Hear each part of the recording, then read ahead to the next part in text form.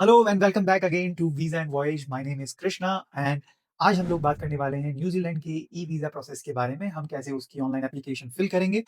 But उससे पहले मैं आप लोगों को बता देना चाहता हूँ कि डॉक्यूमेंट्स की रिक्वायरमेंट हमारी क्या है। ये जितने भी डॉक्यूमेंट्स हैं, ये सारे के सारे डॉक्यूमेंट्स आपको डिजिटल फॉर्म में चाहिए। अगर डिजिटल फॉर्म में ऑलरेडी हैं, वेल एंड गुड। नहीं है तो आप इन्हें डिजिटली स्कैन करा के अपने कंप्यूटर में रखें जब आप फॉर्म फिल अप कर रहे हो। तो सबसे पहला डॉक्यूमेंट आपको चाहिए आपका पासपोर्ट, उसमें 2 पेज खाली होने चाहिए। फिर आपको चाहिए आपकी फ़ोटो जो कि पासपोर्ट साइज़ की होनी चाहिए, वीज़ा कंप्लायंट होनी चाहिए, 80% आपका फेस दिखना चाहिए उसके अंदर। फिर आपके पास में आपका नेशनल आइडेंटिटी प्रूफ होना चाहिए। इंडिया के केस में हमारे पास में आधार कार्ड है तो दैट इज़ ओके। अगर आप नेपाल, बांग्लादेश और पाकिस्तान से अप्लाई कर रहे हैं तो आपके पास जो भी आपका नेशनल आइडेंटिटी कार्ड है आप वो इस्तेमाल करें। उसके बाद आपको चाहिएगा आपका बैंक स्टेटमेंट। बैंक स्टेटमेंट के अंदर एक हेल्दी बैलेंस होना चाहिए। मैं कोई भी प्री डिफाइंड बैलेंस नहीं बता सकता हूँ but 5 to 7 to 8 lakh 10 lakh is a good balance जो आपके पास हो तो बेहतर है।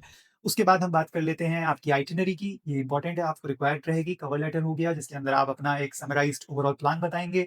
उसके बाद आपका हो गया है travel bookings, hotel bookings. Again these travel and hotel bookings are not mandatory if you have sufficient funds in your bank account and you can show that कि आपकी प्रॉपर इंटेंट है with your cover letter and you are waiting for the visa और जब वो आएगा तभी आप hotel bookings and travel bookings कराएँगे। उसके अलावा हो गया ट्रैवल इंश्योरेंस। अगर आपके पास है तो बहुत अच्छी बात है। In case if you are employed तो आपको अपना लीव अप्रूवल सर्टिफिकेट लगेगा, आपको एम्प्लॉयर की एनओसी लगेगी, आपको अपनी पे स्लिप्स लगेगी और अगर आप चाहें तो एडिशनल डॉक्यूमेंट्स में अपना आईटीआर भी सबमिट कर सकते हैं। In case if you are self employed तो आपको अपना रजिस्ट्रेशन सर्टिफिकेट लगेगा। वो आपका जीएसटी रजिस्ट्रेशन हो सकता है, एमएसएमई रजिस्ट्रेशन हो सकता है या किसी भी ऑर्गेनाइजेशन से आप रजिस्टर्ड हैं तो उसका रजिस्ट्रेशन सर्टिफिकेट हो सकता है एंड आईटीआर ऑब्वियसली आपको भी देना रहेगा। तो चलिए फीस की बात कर लेते हैं। फीस जो है वो $441 है, न्यूज़ीलैंड डॉलर्स, आपको कन्फ्यूजन ना हो।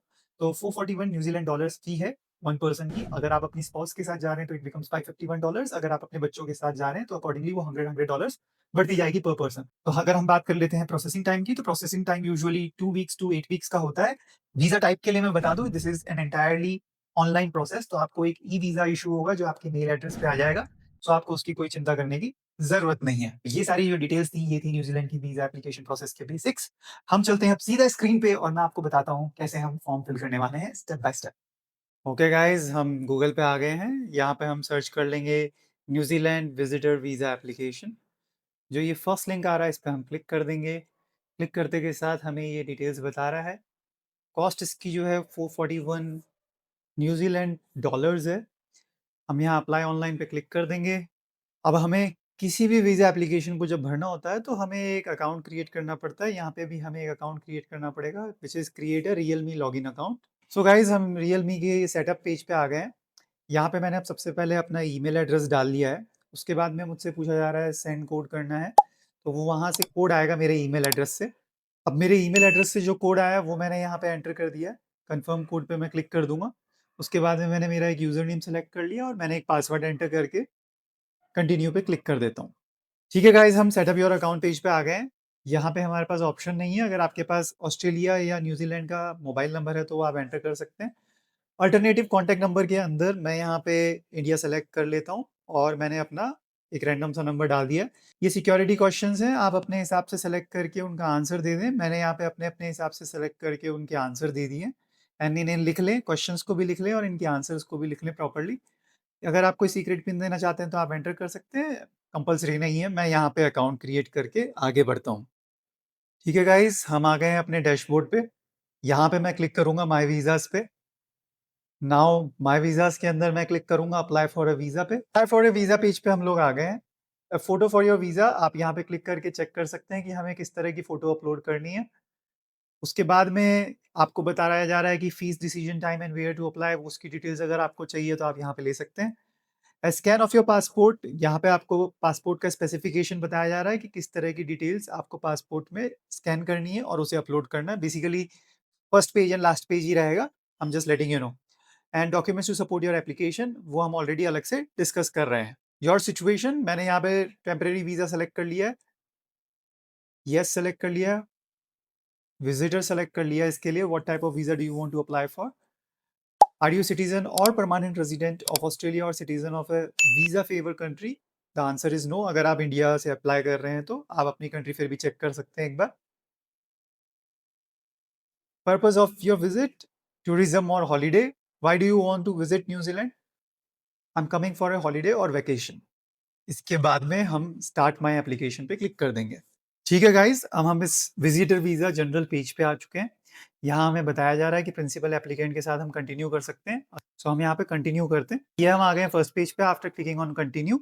यहाँ पे हमें ये सारी इन्फॉर्मेशन फिल करनी है, जैसे आइडेंटिटी डिटेल्स हो गई, पर्पस ऑफ विजिट हो गया, कैरेक्टर हो गया, हेल्थ हो गया, एम्प्लॉयमेंट हिस्ट्री हो गई, रिलेशनशिप स्टेटस हो गया, immigration assistance, supporting documents and reviewing and declaring everything. यहाँ पे ऐसे जैसे कि आप देख सकते हैं, डू यू हैव ए मोनोनिम। मोनोनिम मतलब अगर आपके पासपोर्ट में सिर्फ एक ही नाम है तो आप मोनोनिम में यस करेंगे। अगर आपका गिवन नेम भी है, मिडल नेम किसी का होता है एंड सरनेम भी है तो आप नो करेंगे। तो usually answer is no and यहाँ पे मैंने गिवन नेम में रवि डाला है, लास्ट नेम और फैमिली नेम में शंकर डाला है।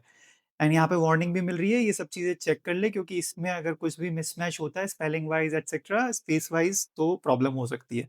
Have you ever used any other name, अगर आपने यूज़ करा तो येस, अदरवाइज नो। मैं यहाँ पे नो कर रहा हूँ। व्हिच कंट्री और territory you will be in when this application is submitted, मैं अभी इंडिया में हूँ तो इंडिया डाल रहा हूँ। Have you previously applied for New Zealand visa, no. Have you previously requested, no. Do you hold an Australian permanent resident visa, no. Do you ever travel to New Zealand, अगर आपने करा है तो येस और पहली बार अप्लाई कर रहे हैं तो no. Passport and birth details, यहाँ पे पासपोर्ट आपका 3 मंथ्स वैलिड रहना चाहिए post your departure.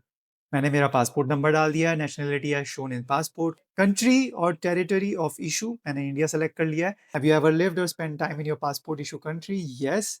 Passport issue dates डाल दी हैं, जेंडर सेलेक्ट कर लिया है, date of birth as shown in the passport, country और territory of birth India, state Maharashtra, town और city of birth Mumbai. National identity details, basically आपसे अपने नेशनल आइडेंटिटी कार्ड का नंबर मांगा जा रहा है। मैं यहाँ पे आधार कार्ड डाल रहा हूँ इंडिया के केस में। अगर आप नेपाल, बांग्लादेश, पाकिस्तान या कहीं से भी अप्लाई कर रहे हैं तो अकॉर्डिंगली आप अपना नेशनल आइडेंटिफिकेशन नंबर डाल सकते हैं यहाँ पे।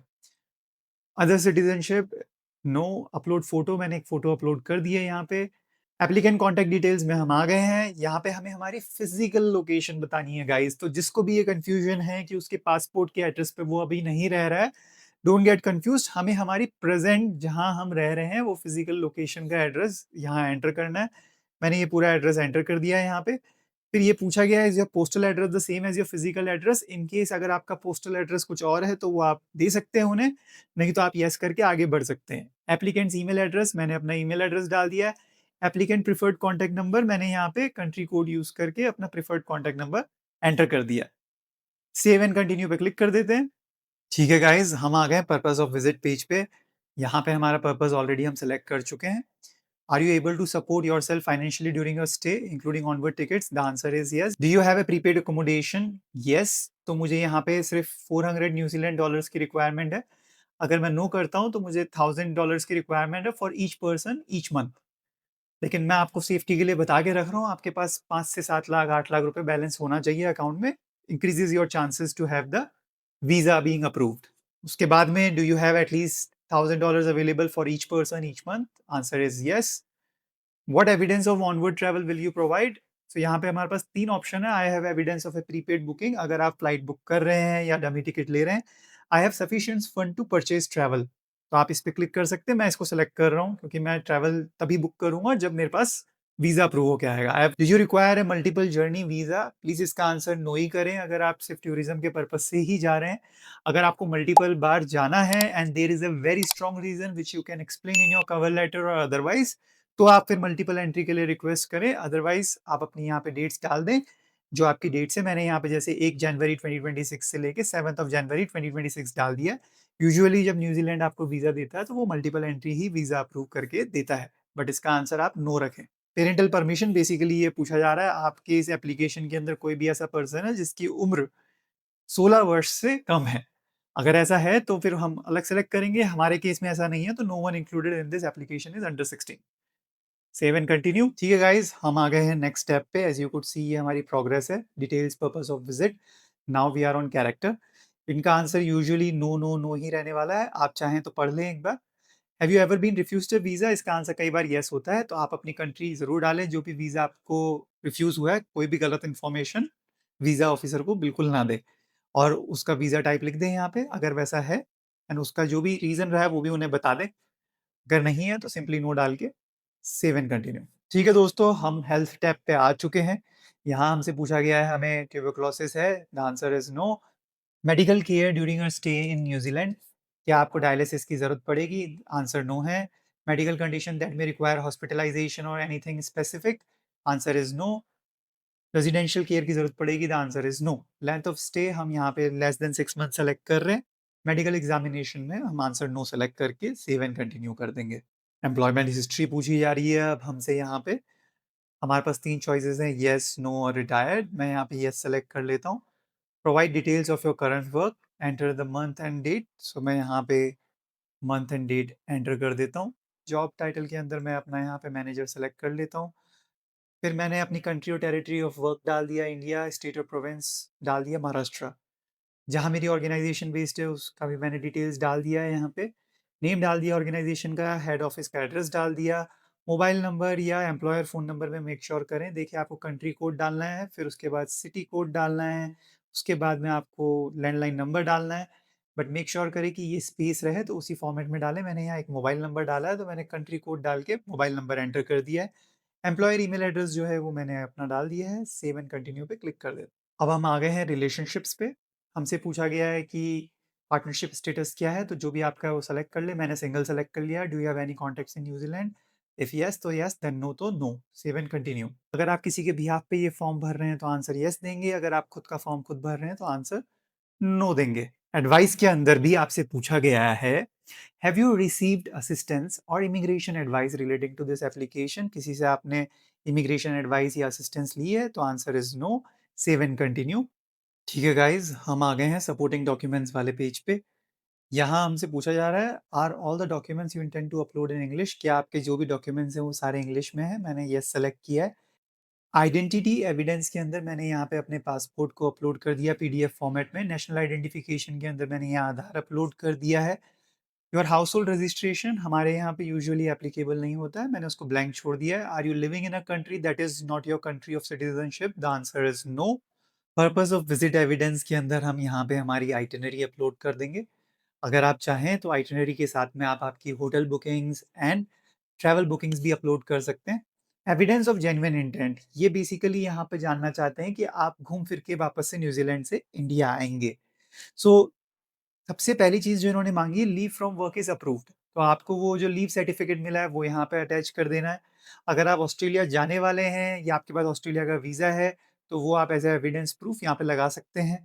Do you want to upload any other evidence? तो यहाँ पे आप येस करके एनओसी भी लगा सकते हैं, अपनी एम्प्लॉयर से मिली हुई पे स्लिप्स भी लगा सकते हैं। उसके अलावा एविडेंस ऑफ जेन्युइन इंटेंट में अगर आप सेल्फ एम्प्लॉयड हैं तो आप अपना रजिस्ट्रेशन सर्टिफिकेट, चाहे वो जीएसटी का हो या एमएसएमई का हो या एनी अदर ऑर्गेनाइजेशन का हो, वो अटैच कर सकते हैं। ओके गाइस, हमसे एविडेंस ऑफ फंड पूछा गया है। गाइस मेक श्योर करिएगा कि आपके अकाउंट में अच्छा बैलेंस हो, 5 टू 7 लाख रुपीस का, 8 lakh rupees, 10 lakh rupees upwards जितना हो कोई दिक्कत नहीं है। लेकिन यहाँ पे याद रखिएगा कंसिस्टेंट स्ट्रीम होनी चाहिए इनकम की, ऐसे बहुत सारा बैलेंस एक साथ आ गया वैसा नहीं होना चाहिए। सो मैं यहाँ पे येस क्लिक करता हूँ क्योंकि मैं इसका एविडेंस अपलोड करूँगा और ये बताया जा रहा है कि 6 मंथ्स का हिस्ट्री हमें अपलोड करना है बेसिकली। मैंने यहाँ बैंक सेविंग ले लिया, बैंक का नाम एचडीएफसी ले लिया, ऑर्गेनाइजेशन की जो ब्रांच है वो जुहू ले लेता हूँ, फिर मैनेजर का नाम जो है वो प्रतीक ले लेता हूँ।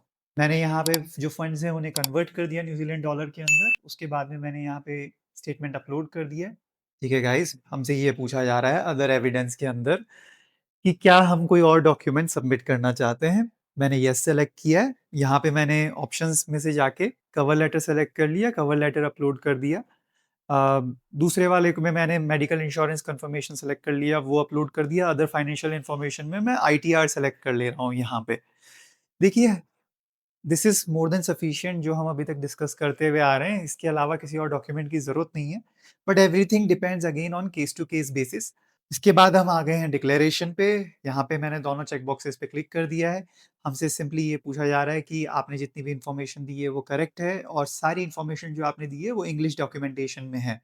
क्योंकि मेक श्योर करिएगा अगर इंग्लिश में नहीं रहेगी अगर आपकी एप्लीकेशन के डॉक्यूमेंट्स तो वो एप्लीकेशन डिक्लाइन भी हो सकती है। के बाद मैं सेव एंड कंटिन्यू पे क्लिक कर देता हूँ। ठीक है गाइज, हम लोग आ गए हैं रिव्यू एंड डिक्लेयर पे। यहाँ पे आप अपनी इन्फॉर्मेशन से बहुत अच्छे से, बहुत शिद्दत के साथ गो थ्रू कर लें। कोई भी अगर आपको मिस्टेक लग रही हो करेक्ट कर लीजिएगा यहाँ पे। ये पूरी की पूरी आपकी इन्फॉर्मेशन है। Once you have read all this information, ये जितनी भी इन्फॉर्मेशन है यहाँ पर आपकी, ये एक बार आप गो थ्रू कर लीजिएगा अच्छे से। और उसके बाद में इसको क्लिक करके रेडी फॉर सबमिशन पे क्लिक कर दीजिएगा। हम हमारे वीज़ा डैशबोर्ड पे आ गए हैं। हमारी रविशंकर वाली जो एप्लीकेशन है वो कंप्लीट हो गई है। अब रेडी फॉर सबमिशन है, पे एंड सबमिट एप्लीकेशन पे हम यहाँ पे क्लिक करेंगे। आप आ गए हैं रिव्यू एप्लीकेशन कॉस्ट पे। एक जनरल एप्लीकेशन फ़ीस है आपकी जो कि है $300 की। इंटरनेशनल विजिटर अगर आप विज़िट कर रहे हैं तो उसकी $100 है पर person and general immigration levy जो है वो $41 है। तो टोटल फ़ीस जो हो गई है आपकी वो $41 हो गई है। आप अपना पेमेंट मेथड यहाँ पे सेलेक्ट कर सकते हैं एंड सेलेक्ट करके आप नेक्स्ट पे क्लिक कर सकते हैं। यहाँ पे आप अपनी कार्ड डिटेल्स और पेमेंट डिटेल्स एंटर करके पेमेंट कर सकते हैं। सो गाइज़ ये था पूरा का पूरा step by step process of New Zealand visa application form filling. इसके अलावा अगर आपकी कोई भी क्वेरीज़ हो, मैं आपसे पिछले वाले वीडियोज़ में भी कह चुका हूँ कि कमेंट सेक्शन में आप लिखिए, मैं आपको जल्द से जल्द आंसर करने की कोशिश करूँगा। एंड अगर आप लोगों को ये वीडियो अच्छा लगा है, कुछ इन्फॉर्मेशन मिली है, आपकी कुछ हेल्प हुई है, तो don't forget to like, share, subscribe and comment and वो बेल आइकन प्रेस कर दीजिएगा ताकि ऐसे ही और वीडियोज़ मैं आपके लिए जब भी लाऊँ तो आपको उसका अपडेट मिलता रहे। तो गाइज़ मिलते हैं अगले वीडियो में। दुआ सलाम में आप लोग याद रखिएगा। You guys take care and bye bye.